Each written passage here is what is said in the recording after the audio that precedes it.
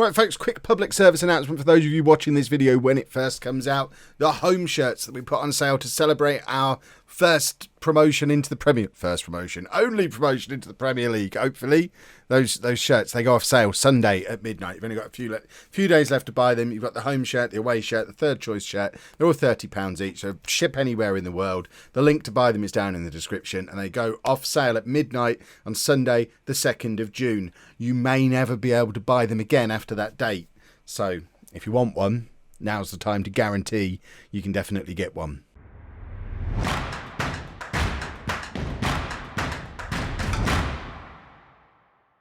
Welcome to part 123 of It's Coming Home. I'm Kevin. Coming up on today's episode, we have our first 2 games of the new Premier League season, at home against Blackburn and away against Middlesbrough. We've just had a very productive transfer window, a less productive pre-season. We've got fitness issues again, certainly with the players who've arrived a little bit late. So this this definitely isn't going to be the team we use going forward, but it's certainly the team we're starting things out with. There's a lot of new players in there. It's going to take a little while for us to get our team cohesion up and running.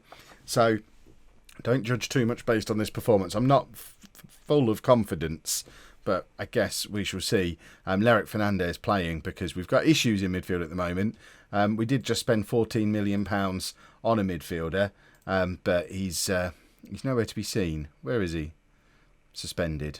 I knew there was a reason I hadn't picked him, and the other one's injured. So we've got issues in midfield. So Lerick Fernandez does play today. But this is the team. We've got Horvat in goal, a back four of Sands, Noble, Van der Horst and Riviere. 3 new defenders. Always a bad plan. Harrison at the base of the midfield. Samuel and Fernandez in central midfield. Manu behind 2 new strikers in the shape of Kano and Traore.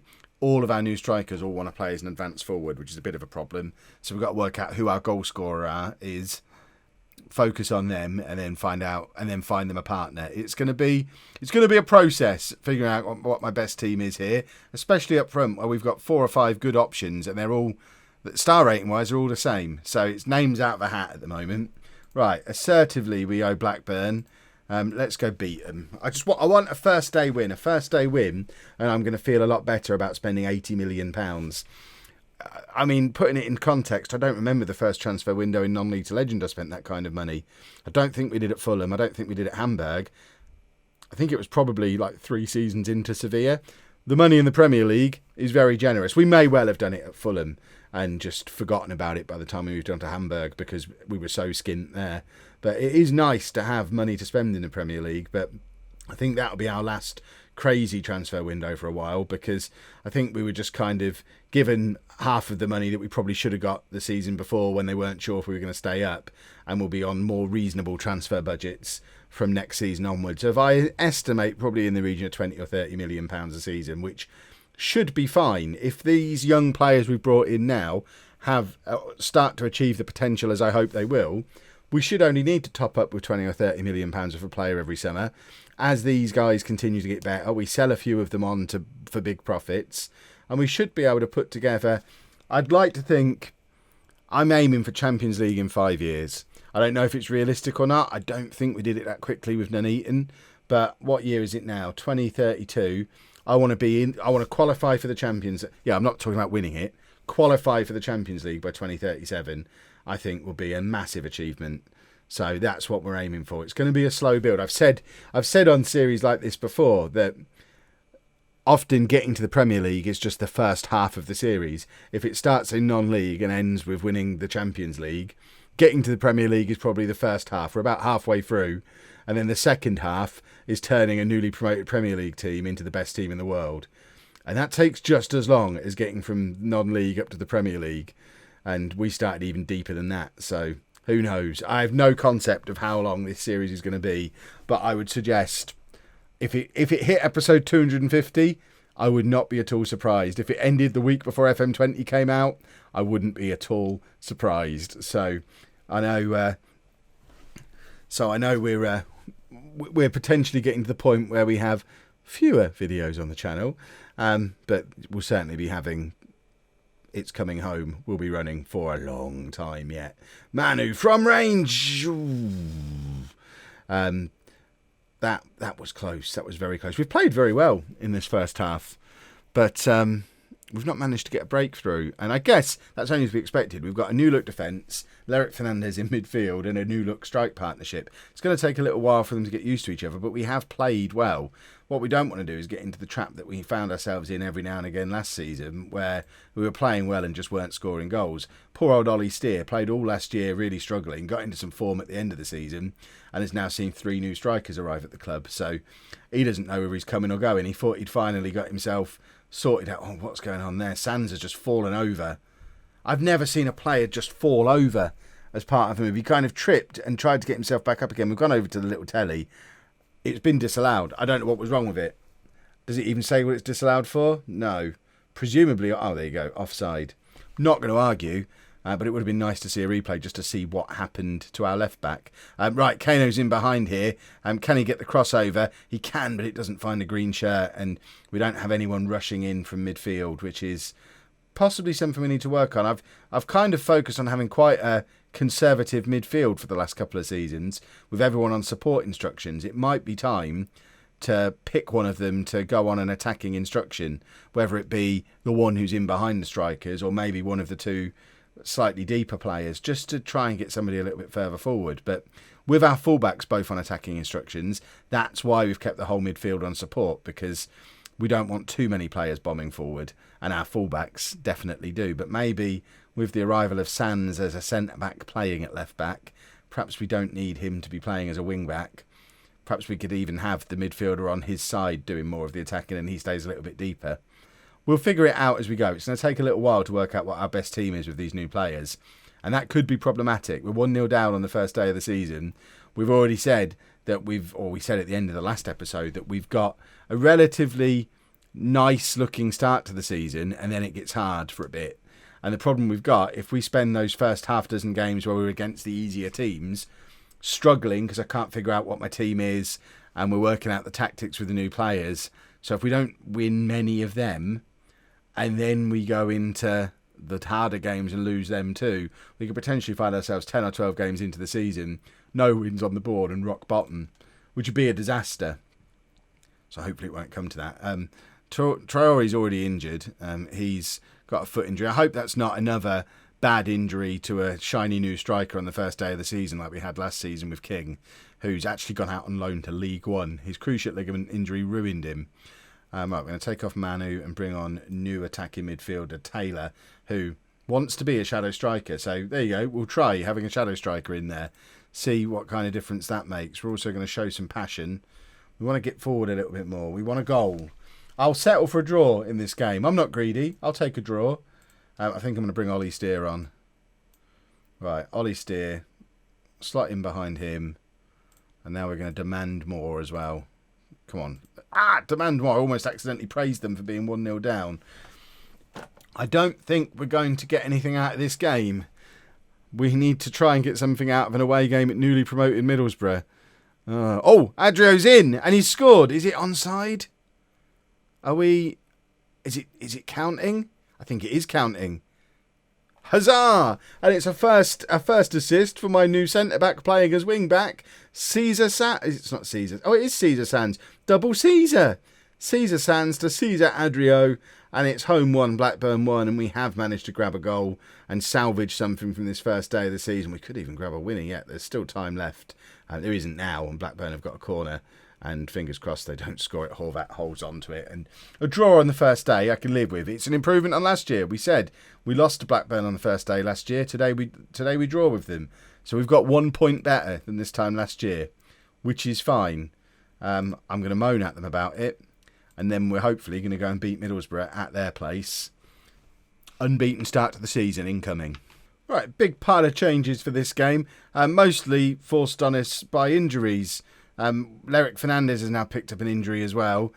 We are really struggling for midfielders. Torres is back, but not really fit. He's passed a fitness test for 45 minutes. Kano's going to play in midfield as a deeper playmaker. Bishop still suspended.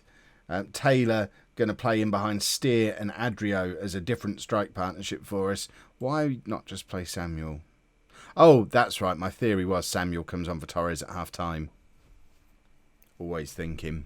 Right, remind me to take Torres off because he's not fit and we can't keep breaking midfielders. And I want to know when Bishop's suspension ends. When I spent £14 million on him, I wasn't expecting him to have to serve a suspension. We should have had that cancelled off. Right, I'm expecting a win tonight. Come on, let's pick up our first win of the season. I've got to justify spending all this money, or else people are going to ruin me. It's going to be interesting to see what Kano can do from midfield, because obviously we've signed him as a striker, but he's an accomplished midfielder, and we've got a lot of strikers. And Ollie Steer has just got his first goal of the season after 25 seconds. He struggled for goals a lot last year, but did start to play very well towards the end of the season.